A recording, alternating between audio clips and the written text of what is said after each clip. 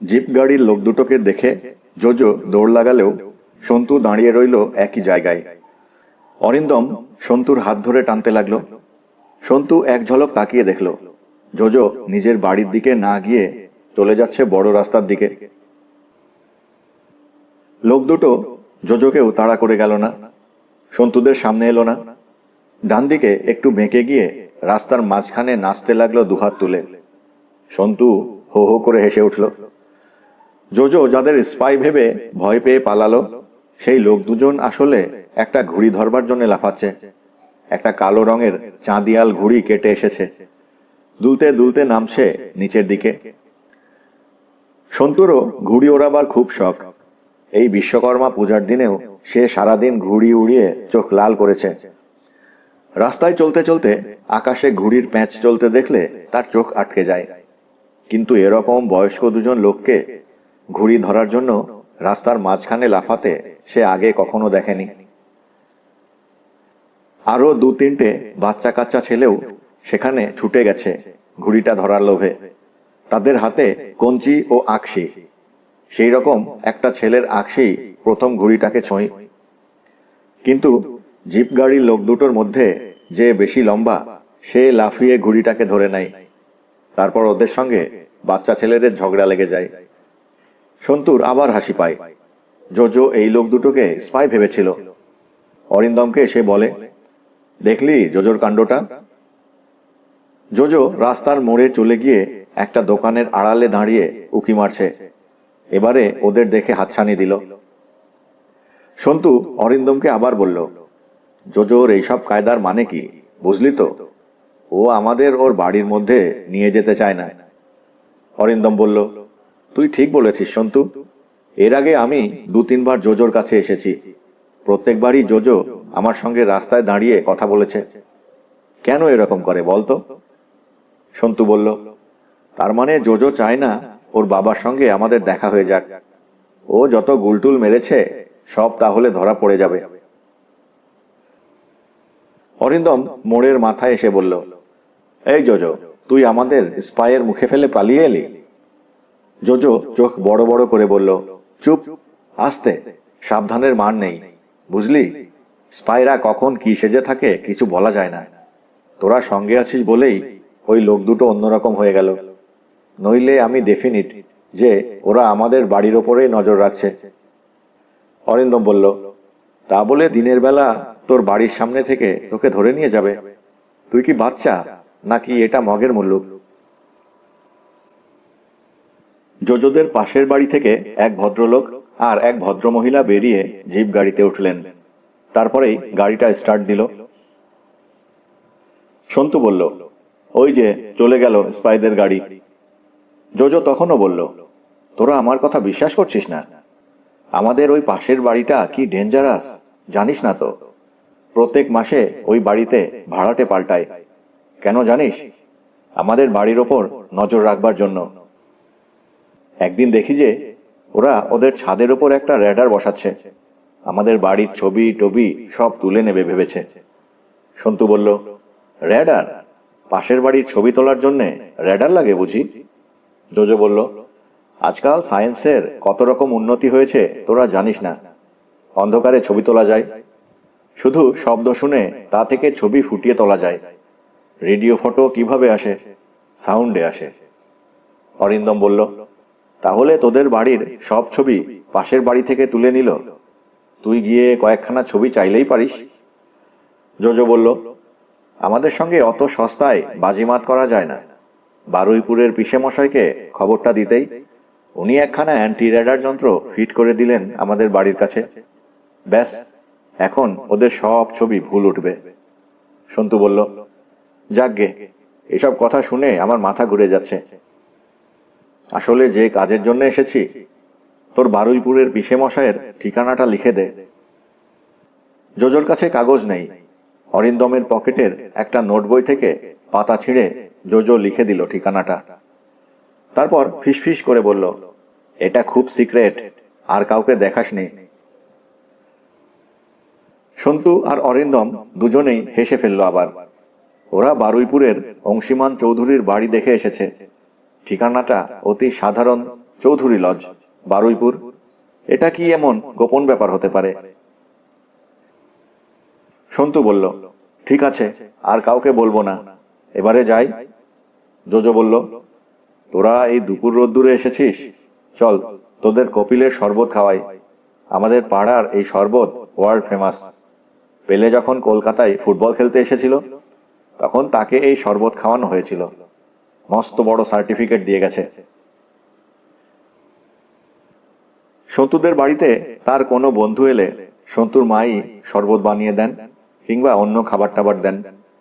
কিন্তু জোজোর ব্যাপারটাই আলাদা। সে বন্ধুদের খাওয়াতে নিয়ে এলো একটা দোকানে। দোকানটি তেমন বড় নয়, সেরকম সাজানো গোছানোও নয়। দেওয়ালে ঝুল কালি জমে আছে। কাউন্টারে যিনি বসে আছেন তার গা খালি। দেওয়ালে একটি মা কালীর ছবি আর একটি লম্বা তাল গাছের। শরবত অবশ্য খেতে মন্দ না। অরিন্দম জিজ্ঞেস করল, পেলের সার্টিফিকেটটা কোথায় রে? দেওয়ালে ঝুলিয়ে রাখেনি? জোজো মুখটা ঝুঁকিয়ে এনে বলল, তুই কি পাগল হয়েছিস? পেলে এই দোকানে আসবে? পেলে এসেছিল আমার বাবার সঙ্গে দেখা করার জন্য আমাদের বাড়িতে। এই দোকান থেকে বানিয়ে তাকে শরবত খাওয়ানো হয়েছিল। পেলে এত মুগ্ধ হয়ে গেল যে তক্ষুনি লম্বা সার্টিফিকেট লিখে দিল। এমন দামি জিনিস কি হাতছাড়া করা যায়? সেটা আমরাই রেখে দিয়েছি, এই দোকানের মালিককে দিইনি। মাঝে মাঝে দেব দেব বলি অবশ্য।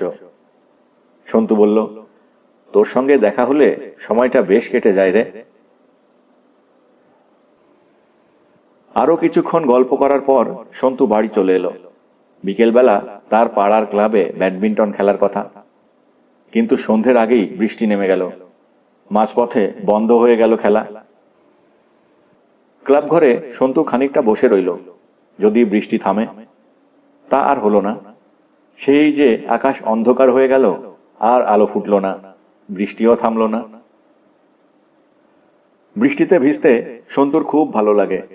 র্যাকেটটা ক্লাবে জমা রেখে সন্তু বেরিয়ে পড়ল রাস্তায়। বৃষ্টির তেজ কম।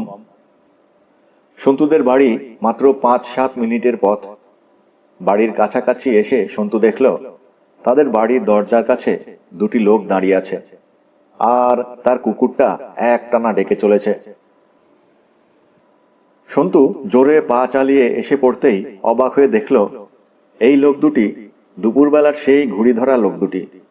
কাছেই দাঁড়িয়ে আছে একটা নীল রঙের জিপ গাড়ি। লম্বা লোকটি বলল, আচ্ছা ভাই, তোমার নামই তো সন্তু, তোমার জন্যই দাঁড়িয়ে আছি। তোমার জন্য একটা খবর আছে।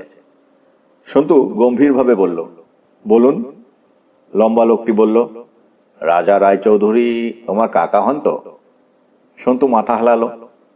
অন্য লোকটি বলল, উনি একটু অসুস্থ হয়ে পড়েছেন এক জায়গায়, তোমাকে ডেকে পাঠিয়েছেন।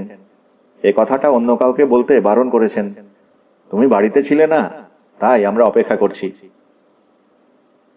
সন্তুর ভুরু কুঁচকে গেল। এটা এমন একটা সস্তা কায়দা যে আজকাল এসব কেউ বিশ্বাস করে না।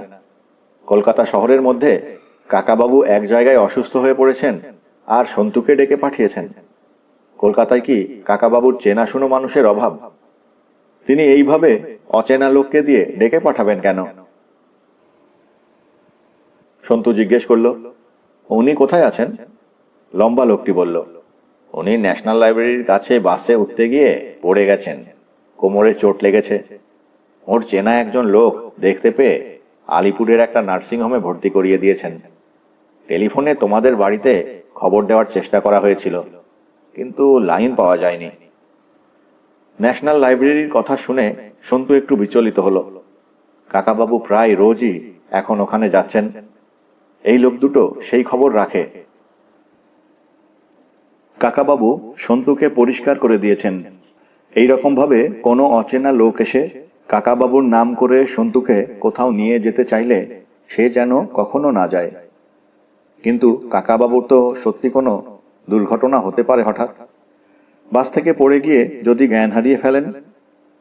সে জিজ্ঞেস করল, নার্সিংহোমটার নাম কি বলুন তো? লম্বা লোকটা সঙ্গে সঙ্গে বলল, প্যারাডাইস নার্সিংহোম, 23 নম্বর আলিপুর রোড, 7 নম্বর কেবিন। সন্তু বলল, আপনারা একটু দাঁড়ান, আমি বাড়ির ভেতর থেকে আসছি। ভেতরে ঢুকে সে তার কুকুরটাকে চুপ করালো। মা ছাড়া বাড়িতে আর কেউ নেই। মাকে কি এই ঘটনাটা জানানো উচিত? মা শুধু শুধু চিন্তা করবেন। মা সন্তুকে একা যেতে দিতে রাজি হবেন না, পুলিশে খবর দিতে চাইবেন। কিন্তু বিপদ সন্তুকে হাতছানি দেয়। এই লোক দুটো কি মতলবে এসেছে তা জানার জন্য সন্তুর দারুণ কৌতূহল হলো। সে আর দেরি করতে পারছে না। সে এই ব্যাপারটা সংক্ষেপে একটা কাগজে লিখে ফেললো খসখস করে। তারপর কাগজটা চাপা দিয়ে রাখলো কাকাবাবুর টেবিলে। সিঁড়ি দিয়ে আবার নামতে নামতে সে চেঁচিয়ে বলল, মা, আমি একটু ঘুরে আসছি। মা বাথরুমে।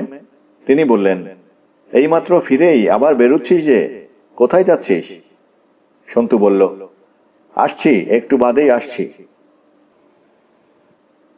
বাইরে এসে সে লোক দুটির সঙ্গে জিপ গাড়িতে চড়ে বসল। তারপর সে লম্বা লোকটিকে বলল, আপনাদের আমি দুপুরে এক জায়গায় দেখেছি, সত্যিকারের ব্যাপারটা কি বলুন তো? লম্বা লোকটি হেসে সন্তুর কাঁধ চাপড়ে বলল, আমরা ভালো লোক, তোমার কোনো ভয় নেই, তোমার কোনো বিপদ হবে না। সত্যি আলিপুরের একটা নার্সিং হোমের সামনে এসে থামলো জিপ গাড়িটা। বৃষ্টি এখনো পড়ে চলেছে। লোডশেডিং এর জন্য রাস্তাঘাট ঘুটঘুটে অন্ধকার, শুধু গাড়ির হেডলাইটে আলো দেখা যায়। এই বৃষ্টির মধ্যেও রাস্তায় লোকজনের আসা যাওয়ার কোনো বিরাম নেই। সন্তুর খিদে পেয়ে গেছে বেশ। ব্যাডমিন্টন খেলার পরেই বাড়ি ফিরে তার কিছু খাওয়ার অভ্যেস। এখন প্রায় 7:30 বাজে। সেই দুপুরবেলা জোজো এক গেলাস শরবত খাইয়েছিল, তারপর আর কিছুই খাওয়া হয়নি। সেই শরবতটা নাকি হজমি শরবত, তাতে পেটে সবকিছু হজম হয়ে গেছে। গাড়িটা পার্ক করার পর লম্বা লোকটি সন্তুকে বলল, নেমে এসো ভাই, খুব বেশি দেরি হয়নি, কি বলো? আশা করি তোমার কাকাবাবু ভালো আছেন। নার্সিংহোমের সামনেই খয়েরি রঙের স্যুট পরা একজন বেশ রাশভারী চেহারার লোক দাঁড়িয়ে। লম্বা লোকটি তার কাছে গিয়ে বলল, ছেলেটিকে নিয়ে এসেছি স্যার, কোনো ঝঞ্ঝাট হয়নি। লোকটি সন্তুর দিকে তাকিয়ে বলল, এসো আমার সঙ্গে, তোমার কাকাবাবু ভালো আছেন। লম্বা লোকটি বলল, আমাদের কাজ শেষ তো স্যার, এবার আমরা যেতে পারি? হ্যাঁ ঠিক আছে। আমাদের টাকাটা স্যার? স্যুট পরা লোকটি পকেট থেকে একটা খাম বের করে লোকটির হাতে দিয়ে বলল, এই নাও, তোমাদের পুরো পেমেন্ট আছে। কাল আবার লাগবে? না, আপাতত আর লাগবে না, আবার দরকার হলে তোমাদের খবর দেব। লম্বা লোকটি সন্তুর দিকে হাত নেড়ে বলল, চলি ভাই। স্যুট পরা লোকটি ভুরু কুঁচকে হাতের ঘড়ি দেখল। সে যেন আর কারো জন্য অপেক্ষা করছে। কাকাবাবুর সঙ্গে অনেক জায়গা ঘুরে অনেক রকম মানুষজন দেখে সন্তু খানিকটা লোক চিনতে শিখেছে। কোন মানুষটা ভালো আর কোন মানুষটার মন হিংসে আর লোভে ভরা তা সন্তু প্রথম দেখেই বুঝতে পারে। এই স্যুট পরা লোকটিকে তার খারাপ লোক বলে মনে হলো না। কিন্তু এর পরেই সে লোকটির মুখ থেকে এক আশ্চর্য কথা শুনল। সন্তু জিজ্ঞেস করল, কাকাবাবু কত নম্বর ক্যাবিনে আছেন, কোন তলায়? লোকটি সন্তুর মুখের দিকে তাকিয়ে একটুখানি হেসে বলল, তোমার কাকাবাবু এখানে নেই, তোমাকে একটা মিথ্যে কথা বলে এখানে আনানো হয়েছে। ভয়ের কিছু নেই, তোমার সঙ্গে কেউ খারাপ ব্যবহার করবে না। সন্তু প্রায় স্তম্ভিত হয়ে গেল। এই লোকটা বলে কি? কলকাতা শহরের রাস্তায় সন্ধেবেলা দাঁড়িয়ে বলছে সন্তুকে সে মিথ্যে কথা বলে নিয়ে এসেছে। সন্তু এক্ষুনি চেঁচিয়ে উঠে লোক জড়ো করে লোকটাকে ছেলে ধরা বলে ধরিয়ে দিতে পারে। সন্তু ততটা বাচ্চা নয় যে তাকে ছেলে ধরায় ধরে আনবে। সন্তু এক্ষুনি চলে যেতে চাইলে এই লোকটার সাধ্য আছে ধরে রাখার। সন্তু বেশ ঝাঁঝের সঙ্গে বলল, তার মানে আমাকে মিথ্যে কথা বলে এখানে নিয়ে আসার কারণটা কি? লোকটি বলল, ঠিক মিথ্যে কথাও নয়, তোমার কাকাবাবুর এখানে এসে পড়ার কথা ছিল। দুজন লোক পাঠিয়েছিলাম ওকে নিয়ে আসার জন্য। উনি যদি সহজে আসতে রাজি না হন, যদি ধস্তাধস্তি হয়, উনি গায়ে মাথায় চোট পান, তাহলে এই নার্সিংহোমে চিকিৎসার ব্যবস্থাও করে রেখেছিলাম, কিন্তু উনি এলেন না। লোক দুটো ফিরল না। কি যে হলো বুঝতে পারছি না। আজকাল এইসব লোকজনও অপদার্থ, টাকাও নেবে, কাজও করবে না। সন্তুর ভুরু ক্রমশ উপরে উঠে যাচ্ছে। ঠান্ডাভাবে এইসব কি বলছে লোকটা? কাকাবাবুকে জোর করে ধরে আনতে পাঠিয়েছেন কেন? কোনো খারাপ মতলবে নয়, এই একটু কথাবার্তা বলার জন্য। এখন কি করা যায় বলো তো? কিছু মনে করবেন না, আপনি কি পাগল? এ কথা কেন জিজ্ঞেস করছো ভাই? আমাকে দেখে কি পাগল মনে হয়? অন্ধকারে আপনাকে ভালো দেখতে পাচ্ছি না। প্রথমে তো ভালোই মনে হয়েছিল, কিন্তু এখন আপনার কথাবার্তা শুনে। কাকাবাবুর সঙ্গে কথাবার্তা বলার জন্য তো আমাদের বাড়িতে গেলেই পারতেন, তার বদলে জোর করে ধরে আনা। তোমার কাকাবাবু যে বড্ড গোয়ার, এমনিতে কথাবার্তা শুনতে চান না। আমি চলি। কোথায় যাবে? বাড়ি ফিরে যাব। এখান থেকে ভবানীপুরে কত নম্বর বাস যায়? লোকটি আবার ঘড়ি দেখল। একটা দোকানের আলো একটু একটু রাস্তায় পড়েছে। ঘড়ি দেখার জন্য লোকটিকে সেই আলোর কাছে যেতে হলো। তারপর ফিরে এসে চিন্তিতভাবে বলল, তুমি যদি যেতে চাও যেতে পারো। কোন বাস যায় আমি ঠিক বলতে পারবো না। বাস স্ট্যান্ডে ফিরে জেনে নাও। তবে আমার মনে হয় তোমার কাকাবাবুকে হাওড়া স্টেশনেই নিয়ে যাওয়া হয়েছে। সন্তু আবার চমকে উঠে বলল, হাওড়া স্টেশনে কেন? কথা ছিল তোমার কাকাবাবুকে এখানে আনা হবে প্রথমে, তোমাকেও আনিয়ে নেওয়া হবে, তারপর সবাই মিলে হাওড়া যাওয়া হবে। ট্রেনের টিকিট কাটা আছে। এখন মনে হচ্ছে কোনো কারণে ওরা সোজাসুজি হাওড়াতেই চলে গেছে। আমাদের ট্রেনে করে কোথায় নিয়ে যাবেন? তা বেশ দূর আছে। কাকাবাবু তো আমায় বাইরে যাওয়ার কথা কিছু বলেননি। উনি কি আর এমনি যেতে চাইবেন? ওকে অজ্ঞান করে নিয়ে যাওয়া হবে। তোমাকে অবশ্য অজ্ঞান করবার দরকার নেই। কাকাবাবু সঙ্গে থাকলে তুমি এমনি এমনি যেতে চাইবে। আপনার সমস্ত কথাই আমার গাঁজাখুরি মনে হচ্ছে। তুমি বাড়ি চলে যেতে পারো। আসলে তোমাকে আমাদের সেরকম কোনো দরকারও নেই। তোমার পড়াশোনা নষ্ট করে শুধু শুধু অনেকগুলো দিন বাইরে কাটাবার কোনো মানে হয় না। এই কথাই আমি সবাইকে বলেছিলাম। তা ওরা বলল তুমি নাকি তোমার কাকাবাবুর সঙ্গে সব জায়গায় যাও। তুমি সঙ্গে না থাকলে ওর অসুবিধে হবে, সেই জন্যই তোমাকে আনা। লোকটি আর একবার ঘড়ি দেখে বলল, না, আর দেরি করা যায় না। আমাকে হাওড়া স্টেশনে যেতেই হবে। আর 1 ঘন্টার মধ্যে ট্রেন ছাড়বে। তোমার কাকাবাবুকে আমি বলবো তুমি আসতে রাজি হওনি।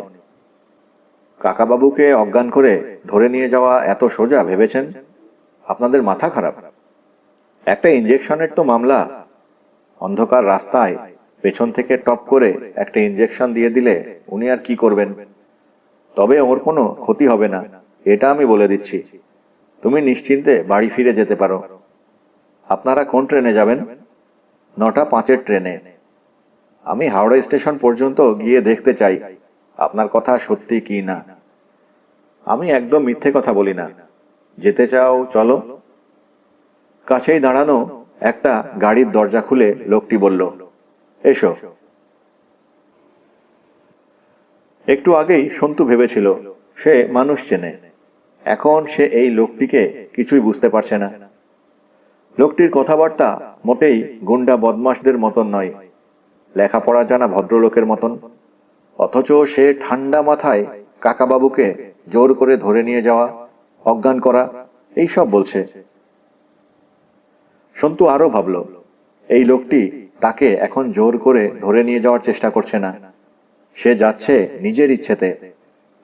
কিন্তু না গিয়েই বা উপায় কি? এসব কথা শুনে নিশ্চিন্তভাবে বাড়িতে ফিরে যাওয়া যায়? ড্রাইভার নেই, গাড়ি চালাচ্ছে লোকটা নিজেই। কিছু দূর আসার পর লোডশেডিং এর এলাকা ছাড়িয়ে আলো ঝলমল একটা পাড়ায় এসে লোকটি বলল, কয়েকটা টুকিটাকি জিনিস কিনে নিয়ে যেতে হবে। সামনেই একটা বড় দোকান আছে। তোমার কাকাবাবু চা বেশি ভালোবাসেন না কফি? সন্তু বলল, কফি। উনি চিনি খান নিশ্চয়ই। মিষ্টি বিস্কুট না নোনতা বিস্কুট? তুমি চকলেট ভালোবাসো নিশ্চয়ই। লোকটি এমন ভাবে কথা বলছে যেন সে সন্তু কাকাবাবুর কোনো আত্মীয়। গাড়ি থামিয়ে একটা দোকানে ঢুকে লোকটি বেশ অনেকক্ষণ দেরি করল। এদিকে বলছিল ট্রেনের সময়ের আর বেশি দেরি নেই। একটা মস্ত বড় প্যাকেট নিয়ে ফিরে এসে লোকটি বলল, যাক, সবকিছুই পাওয়া গেছে, আর কোনো চিন্তা নেই। তুমি একটা চকোলেট খাবে নাকি এখন? লোকটি পকেট থেকে একটা চকোলেট বার বের করে এগিয়ে দিতে সন্তু আর আপত্তি করল না। তার প্রচন্ড খিদে পেয়েছে।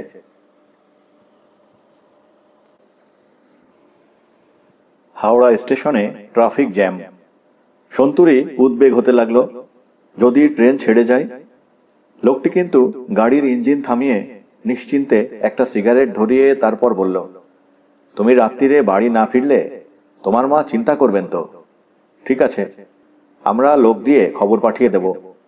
সন্তু জিজ্ঞেস করল, ট্রেন ছাড়তে আর কত দেরি? আর 10 মিনিট আছে। তবে আমি না পৌঁছলে ট্রেন ছাড়বে না। আমাদের লোক আছে, চেন টেনে দেবে। একটু বাদেই আবার গাড়ি চলল। লোকটি নিজের গাড়ি নিয়ে ঢুকে গেল স্টেশনের মধ্যে। তারপর নেমে পড়ে বলল, 9 নম্বর প্ল্যাটফর্ম। দুজনকে দৌড়তে হলো এবার। আর মাত্র 1 মিনিট বাকি। ফার্স্ট ক্লাস কামরার সামনে দুজন লোক দাঁড়িয়ে আছে। স্যুট পরা লোকটিকে দেখে তারা হাত তুলল। লোকটি জিজ্ঞেস করল, তোমরা সরাসরি এখানে চলে এসেছো? নার্সিং হোমের সামনে আমি কতক্ষণ দাঁড়িয়ে আছি। অন্য লোকটি বলল, কি করব, প্ল্যানটা যে পাল্টে গেল। এখন সব ঠিকঠাক আছে? হ্যাঁ। মিস্টার রাজা রায় চৌধুরী, মানে এই ছেলেটির কাকাবাবুকে আনা হয়েছে? হ্যাঁ স্যার। ঠিক আছে, গাড়ির চাবি নাও। গাড়ি গ্যারেজে তুলে রাখবে।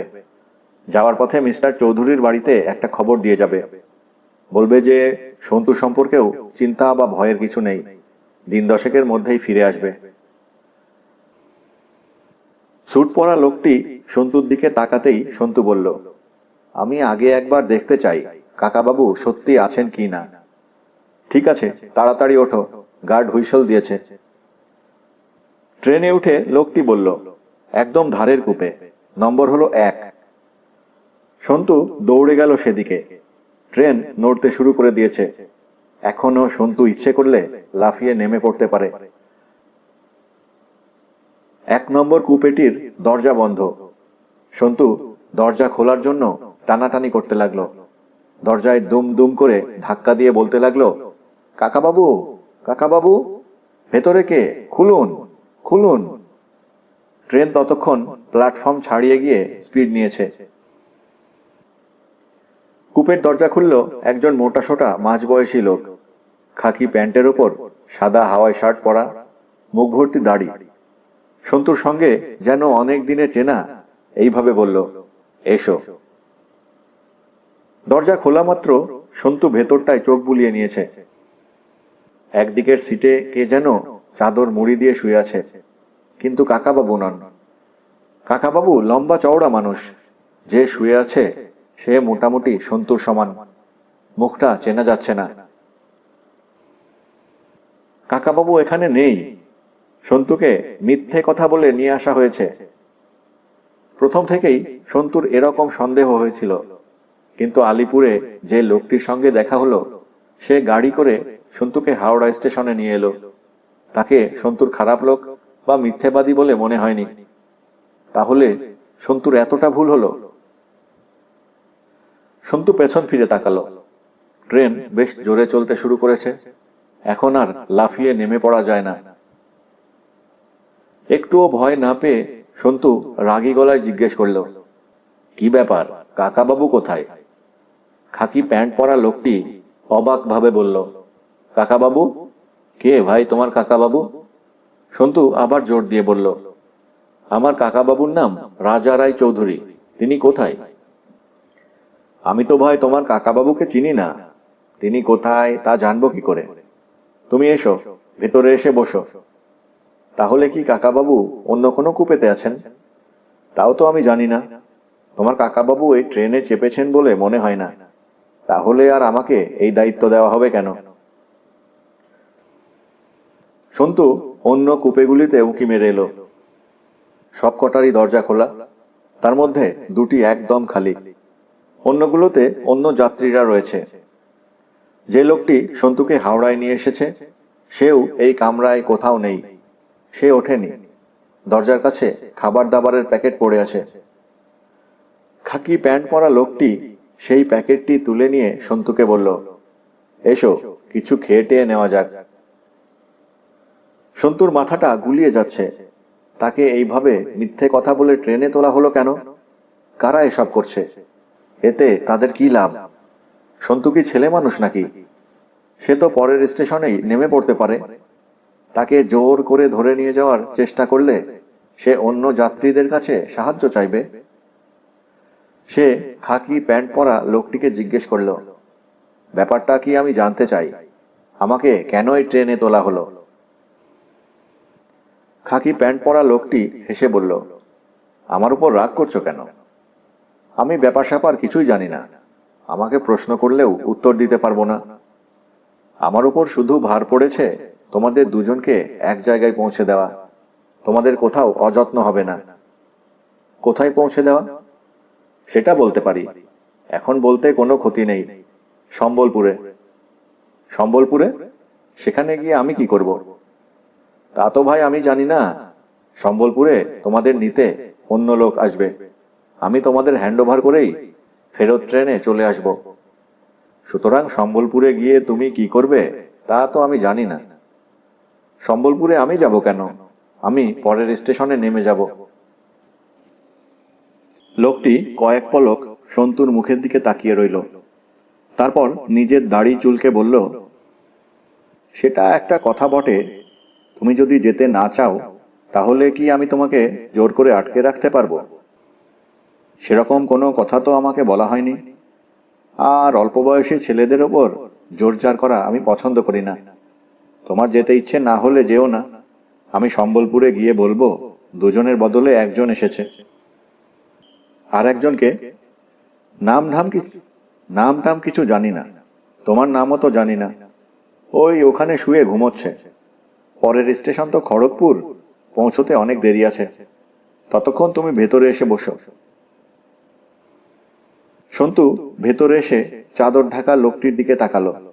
তার মুখটা দেওয়ালের দিকে। অঘরে ঘুমোচ্ছে।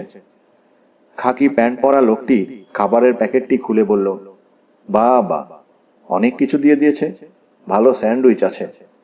এই যে ভাই, খাবে নাকি? খাও খাও, খাবারের ওপর রাগ করতে নেই। একখানা চকোলেট খেয়ে সন্তুর খিদে মেটেনি। খাবার দেখেই তার খিদে আবার বেড়ে গেল। কিন্তু এদের খাবার কি খাওয়া উচিত?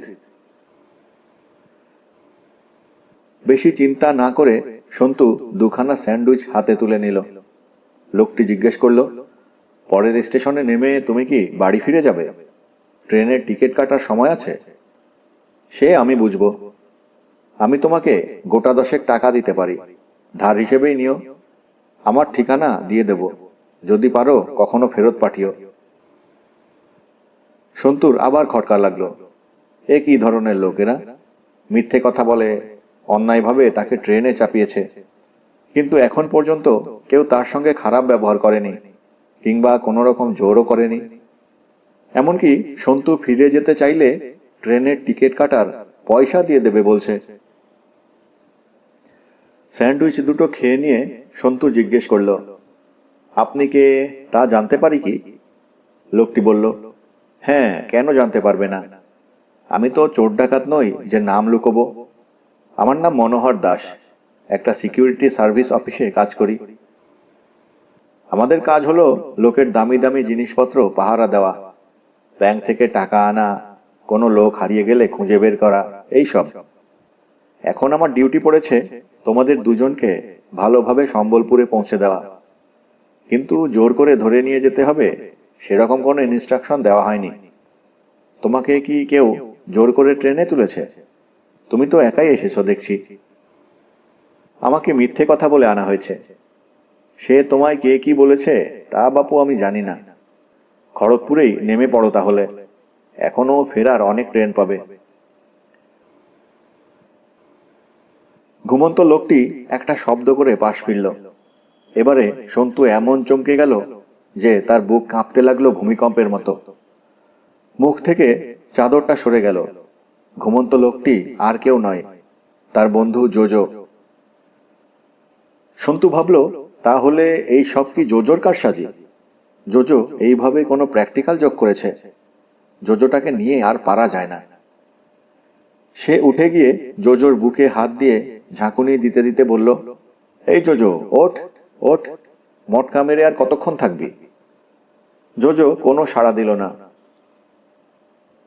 2-3 বার ঝাঁকুনি দেওয়ার পর সন্তু বুঝতে পারল জোজো ঘুমের ভান করে নেই, তার শরীরটা অসাড়, তার জ্ঞান নেই। সন্তু এবারে ভয় পেয়ে গেল। সে মুখ ফিরিয়ে জিজ্ঞেস করল, ওর কি হয়েছে? মনোহর দাস উঠে এসে জোজোর নাকের কাছে হাত দিয়ে নিঃশ্বাস পরীক্ষা করে দেখল, জোজোর নাড়ি দেখল, তারপর বলল, না, চিন্তার কিছু নেই, অজ্ঞান হয়ে গেছে। আমি সেই রকমই সন্দেহ করেছিলাম।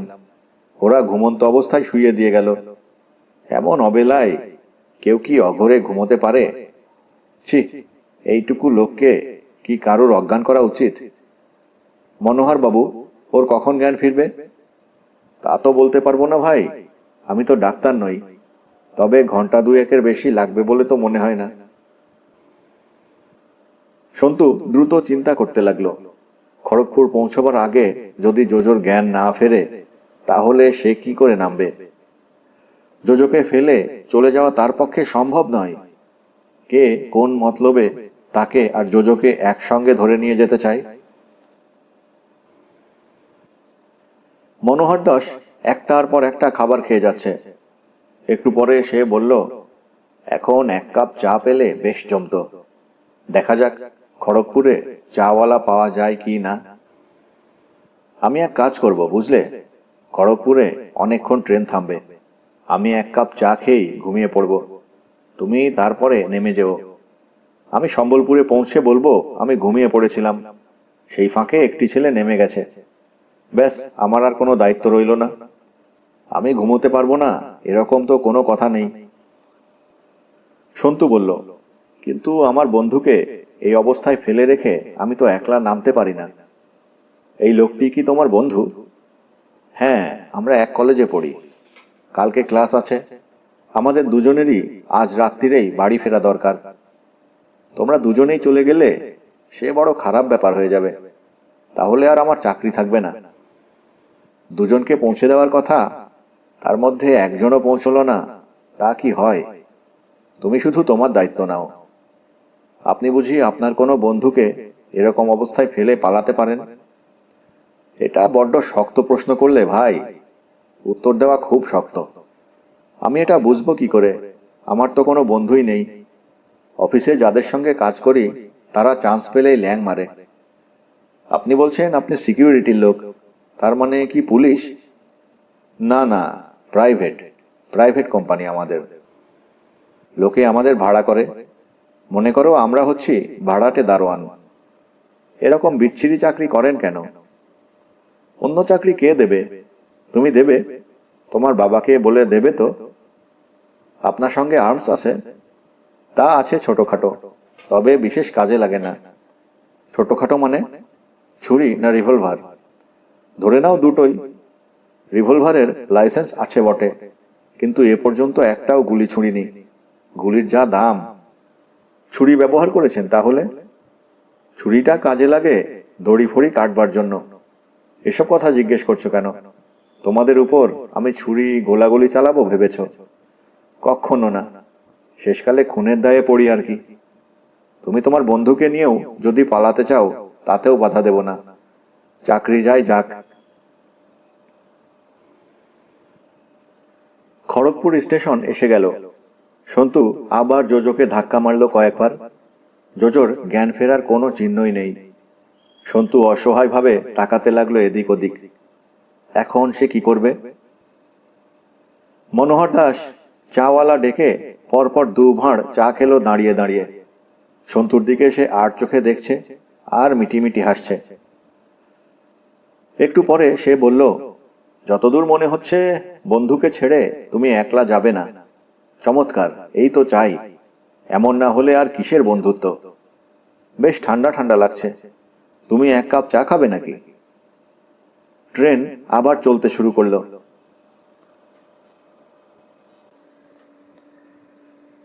কাকাবাবু একবার চোখ মেলেই আবার চোখ বুজিয়ে ফেললেন। এখনো চোখের পাতা দুটো খুব ভারী। ঘুম কাটেনি। শরীরটা দুলছে না মাথা ঘুরছে, কিংবা তিনি কি শূন্যে ভাসছেন? তার ইচ্ছে করল চোখ খুলে ভালো করে দেখতে, কিন্তু কিছুতেই আর তাকাতে পারছেন না। মিনিট 15 আবার অজ্ঞানের মতো ঘুমিয়ে কাকাবাবু দু চোখ মেললেন। আলোতেও চোখ ধাঁধিয়ে গেল, সেই জন্য কিছুই দেখতে পেলেন না। শরীরটা এখনো দুলছে, গলা শুকিয়ে কাঠ, জল তেষ্টা পেয়েছে খুব। অতি কষ্টে পাশ ফিরলেন তিনি। কে যেন জিজ্ঞেস করল, জল খাবেন? কাকাবাবু কোনো উত্তর দিলেন না। আগে তিনি মনে করবার চেষ্টা করলেন তিনি কোথায় রয়েছেন, কখন ঘুমিয়ে পড়লেন, ঘুমোবার আগে কোথায় ছিলেন। তার এসব কিছুই মনে পড়ল না। মিস্টার রায়চৌধুরী, জল খাবেন? প্রচন্ড মনের জোর এনে কাকাবাবু এক ঝটকায় উঠে বসলেন। তার মাথা ঘুরতে লাগলো। মনে হলো গায়ে একটুও জোর নেই। তারই মধ্যে তিনি বুঝতে পারলেন যে তিনি রয়েছেন একটি রেলের কামরায়। বেশ বড় কামরা, কিন্তু তাতে আর একজন মাত্র লোক রয়েছে। লোকটির গায়ে একটা পাতলা সাদা কোট, হাসপাতালের ডাক্তাররা যেরকম পরেন। ঘুমের ঘোরে কাকাবাবু একটুও বিস্ময় প্রকাশ করলেন না। লোকটির দিকে অপলকভাবে তাকিয়ে রইলেন বেশ কয়েক মুহূর্ত। লোকটি একটি ফ্লাস্ক থেকে এক গ্লাস জল ঢেলে নিয়ে কাছে এসে বলল, জলটা খেয়ে নিন, ভালো লাগবে। কাকাবাবু হাত বাড়িয়ে গেলাসটা নিয়ে সবটা জল খেয়ে নিলেন ঢকঢক করে। তারপর গেলাসটি ফেরত দিয়ে বললেন, ধন্যবাদ। সাদা কোট পরা লোকটা বলল, শরীর খারাপ লাগছে না তো? খিদে পেয়েছে? কাকাবাবু মনে মনে ভাবলেন, এটা ট্রেনের কামরা না হাসপাতাল? কোনো উত্তর না দিয়ে তিনি চারদিক ভালো করে চেয়ে দেখলেন। সবকটা জানলা বন্ধ। তবে এটা সাধারণ রেলের কামরা নয়, স্পেশাল ব্যাপার। খুব সম্ভবত সেলুন কার। এক পাশটা ল্যাবরেটরির মতন, কিছু যন্ত্রপাতি এবং টেস্ট টিউব ইত্যাদি রয়েছে। ট্রেনটা খুব জোরে ছুটছে, সেই জন্যই তার শরীরটা দুলছে। সাদা কোট পরা লোকটি বলল, আপনি একটানা ঠিক 17 ঘন্টা ঘুমিয়েছেন। যেন এটা মোটেই আশ্চর্য হওয়ার মতন কোনো খবর নয়। এইভাবে কাকাবাবু বললেন, ও। কামরার এক কোণে তার ক্রাচ দুটো রয়েছে, কিন্তু এক্ষুনি উঠে দাঁড়াবার মতন তার শরীরের জোর নেই। মাথাটা ঠিক মতন পরিষ্কার হয়নি। সেই জন্যই কাকাবাবু ঠিক করলেন এখন তিনি এই লোকটিকে কোনো কথাই জিজ্ঞেস করবেন না। লোকটি বিনীতভাবে আবার জিজ্ঞেস করল, কিছু খাবেন স্যার? চা কিংবা কফি? কাকাবাবু বললেন, এক কাপ কফি খেতে পারি, ট্রেন থামুক। ট্রেন থামার দরকার নেই, আমি কফি তৈরি করে দিচ্ছি। দুধ চিনি থাকবে তো? না, শুধু কালো কফি। লোকটি স্পিরিট ল্যাম্প জেলে জল গরম করলো। তারপর এক কাপ কফি বানিয়ে নিয়ে এলো, সঙ্গে দুটো বিস্কিট। কাকাবাবু বিনা বাক্য ব্যয়ে সেই কফি ও বিস্কুট শেষ করলেন এবং অনেকটা চাঙ্গা বোধ করলেন। লোকটি বলল, কিছু মনে করবেন না স্যার, আপনার পালস একটু দেখব? কাকাবাবু ডান হাতটা বাড়িয়ে দিলেন। লোকটি সত্যিই ডাক্তার। কাকাবাবুর নাড়ি টিপে ধরে দেখল, তারপর ব্লাড প্রেশার মাপল। খুশির সঙ্গে বলল, বাহ, সব ঠিকঠাক আছে। সব কটা জানলা বন্ধ, ভেতরে চড়া আলো জ্বলছে। এখন দিন কি রাত তা বোঝা যাচ্ছে না। তবু কাকাবাবু কোনো কৌতূহল প্রকাশ করলেন না।